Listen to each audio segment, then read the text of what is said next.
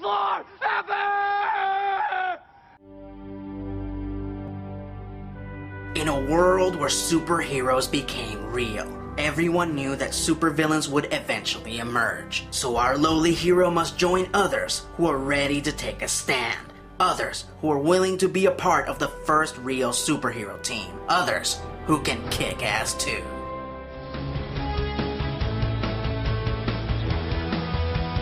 Greetings fanboys and fangirls, I'm Erod and I'm the Blockbuster Buster. It is only thanks to the comic book boom that we have been experiencing in the movie theater for the past decade that a comic book like Kick-Ass made it to the silver screen. I was surprised and grateful for this occurrence, but never in a million years could I have imagined that this film would have a sequel. A sequel that would push the boundaries of the Kick-Ass universe to epic proportions. Once again, I warn you that I will not be doing a great deal of compare and contrast between the movie and the comic, except for when it's absolutely necessary, as it is fairly evident at this point that the films have gone in their own direction. And I also want to make it expressively clear that I do not feel comfortable recommending the Kick-Ass 2 comic book, as I feel that Mark Millar went too far with the violence. Just trust me when I say the film is relatively tame compared to the comic.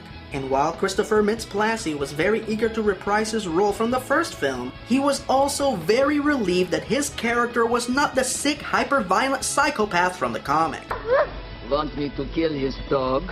The dog? Jesus Christ, I'm not that evil! In fact, if you pay attention, Chris doesn't physically or purposely kill anyone in the movie. It either happens by accident or he gives orders to kill on his behalf. But he never commits the acts himself or on purpose. Alright, let's get this Brave and the Bold team up started with... the plot. The repercussions of Kick-Ass and Hit Girl's actions from the first film begin to emerge, as Chris D'Amico begins to plot his revenge for the murder of his father, and proclaims himself the world's first supervillain. The motherfucker. So he gathers an army of villains to decimate the city and kill Kick-Ass. So our wayward heroes must make a major life-changing choice. The average life of a normal teenager, or total commitment to the dangerous life of a superhero. Real people are going to die tonight. My daddy was prepared for anything. Are you? Cast and characters.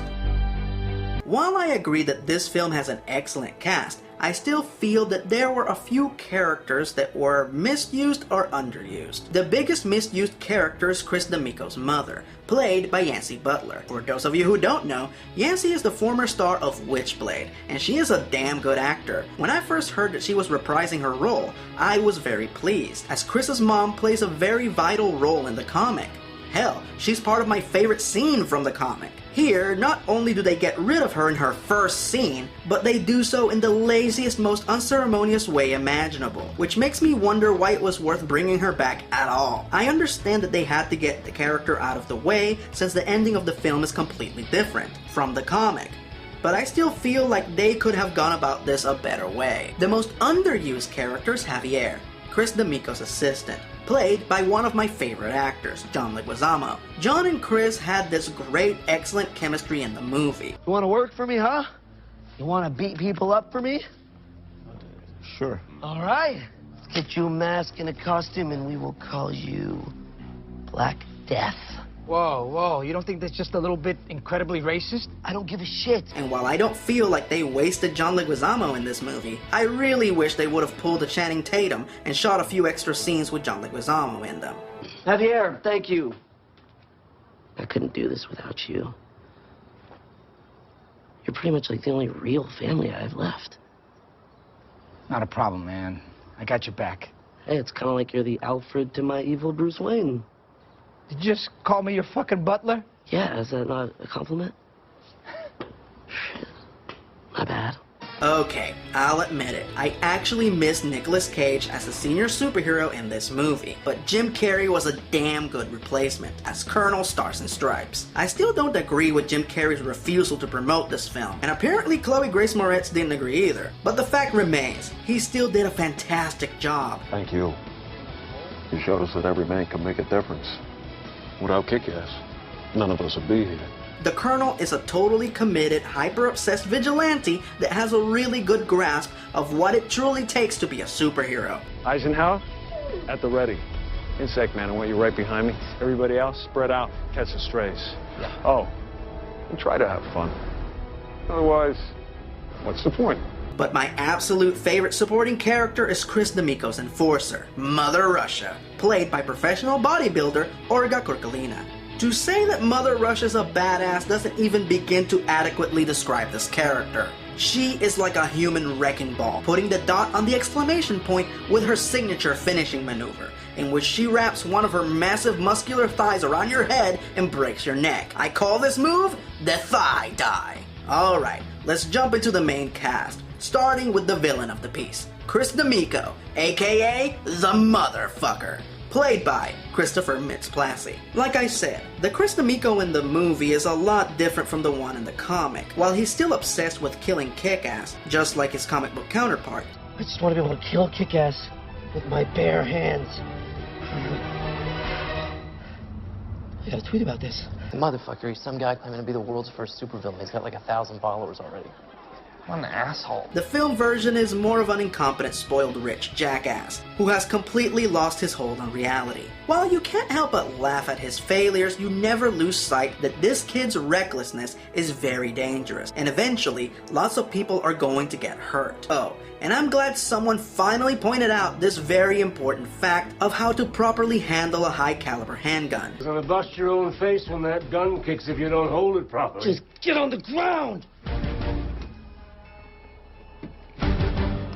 God! Will you hurry up?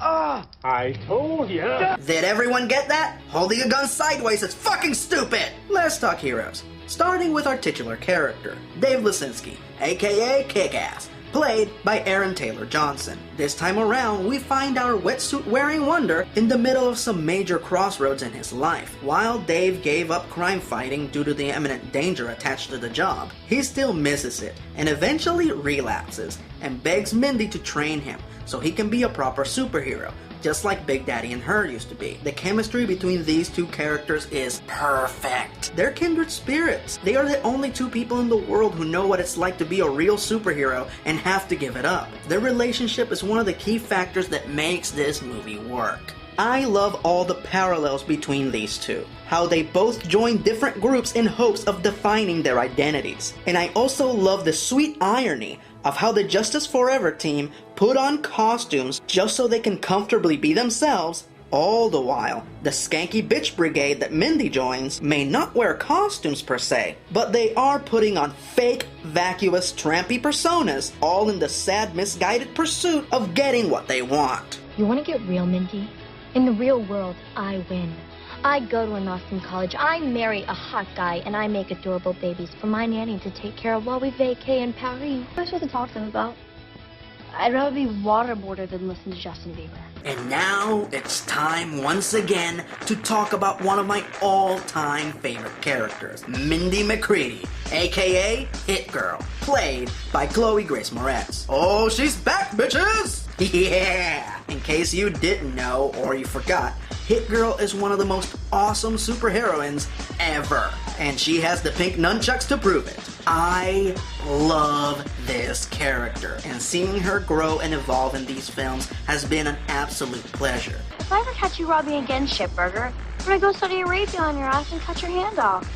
Promise me you're done with your life of crime? I promise.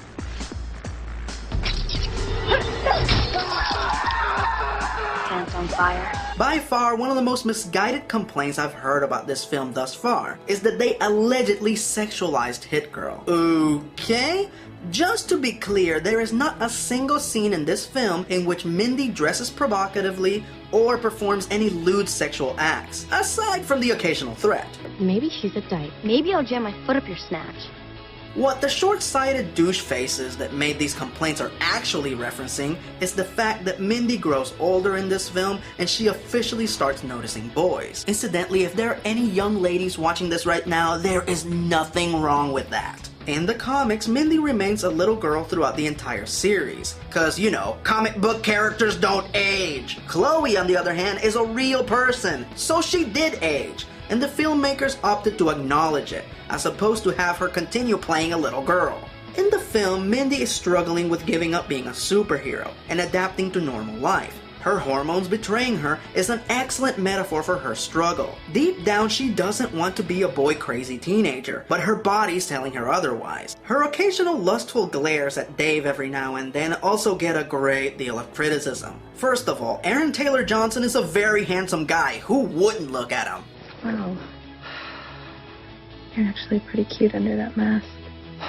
Secondly, I don't think there's a person on the planet who hasn't been attracted to an older person at one point in their lives. I know I have. And thirdly, Dave and Mindy's relationship is strictly platonic. They're best friends, and they trust each other indefinitely. But what about the kiss at the end of the movie? It looked pretty innocent to me, guys. She even admits that it's her first kiss. And what better recipient than the bravest guy she knows? The guy who is not the strongest or the most skilled fighter and fights anyway. The guy who believes in her and acknowledges throughout the film that she is the better superhero. The guy that actually took on the role of the strong male figure in her life after her father died, making it especially symbolic at the end of the movie when Kick-Ass wears Big Daddy's armor for the final fight. So yes, Dave is the perfect choice for Mindy to give her first kiss to. Not to mention, Chloe owns this scene. She kisses him like it's no big deal and then takes off on her motorcycle like she's James Dean and shit. What was that? That was my first kiss. Be nice, I'll rip your ass out through your mouth. In the end, Hit Girl still remains one of the coolest, most badass feminist icons ever. Oh, and by the way, while I am grateful that action figures were produced based on the characters in this film, could someone please make the Hit Cycle into a toy? That thing is both awesome and toyetic. Toyetic is a word created by marketing people. It means an object or device featured in a cartoon that could easily become a mass-produced toy.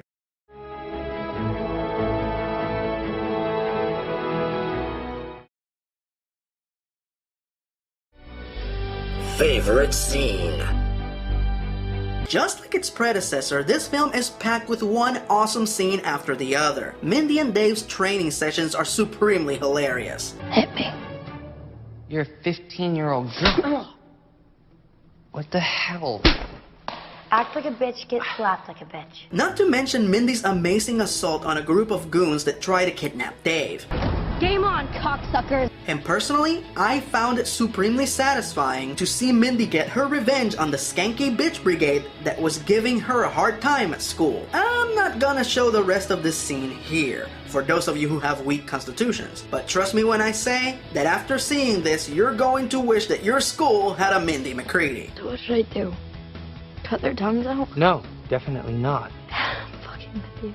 One scene that is a very close runner-up to being my favorite scene is when Mother Russia goes Jason Voorhees on 10 police officers. Holy mother of mercy! And all of this is happening to the tune of the Tetris theme. And yes, I know, this is actually an old Russian song, but in America it's the Tetris theme. Just pardon my ignorance, it's all Nintendo's fault anyway. My favorite move was the flying lawnmower attack. Now that's what I call a constant gardener of death! But my favorite scene is one that both Marvel and DC have failed to bring to the silver screen thus far. And that is the final battle, which sees an army of villains take on an army of heroes. Fanboys and fangirls, this is what Epic Squared looks like. This is one unbelievably awesome sequence that fires one great moment at you after the other like a machine gun. I wish I could say more about it, but because this is the climax of the movie, I really don't want to give anything away.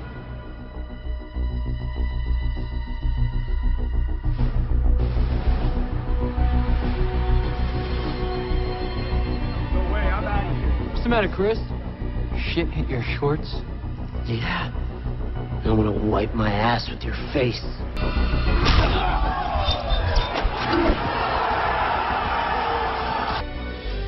Favorite line.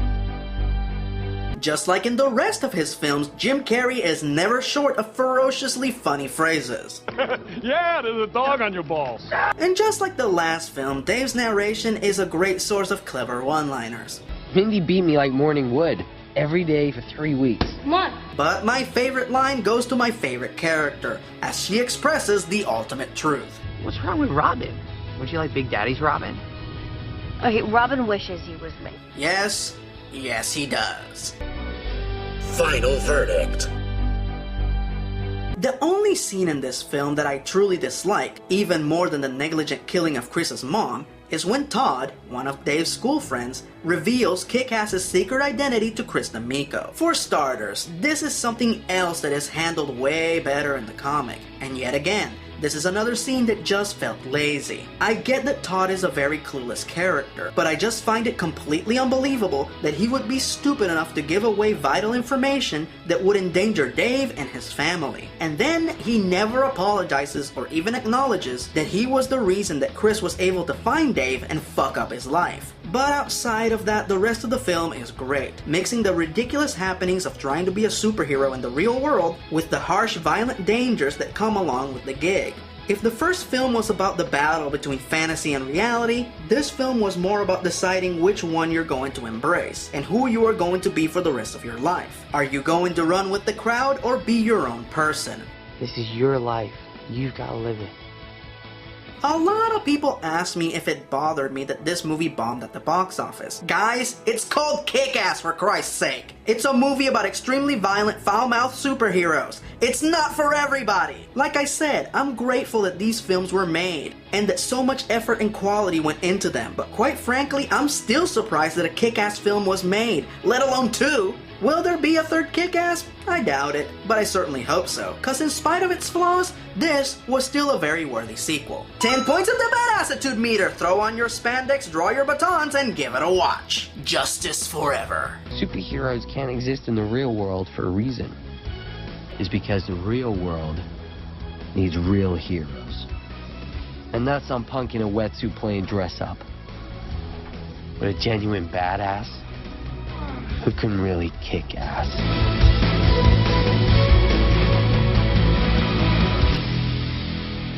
How many people want to kick some ass?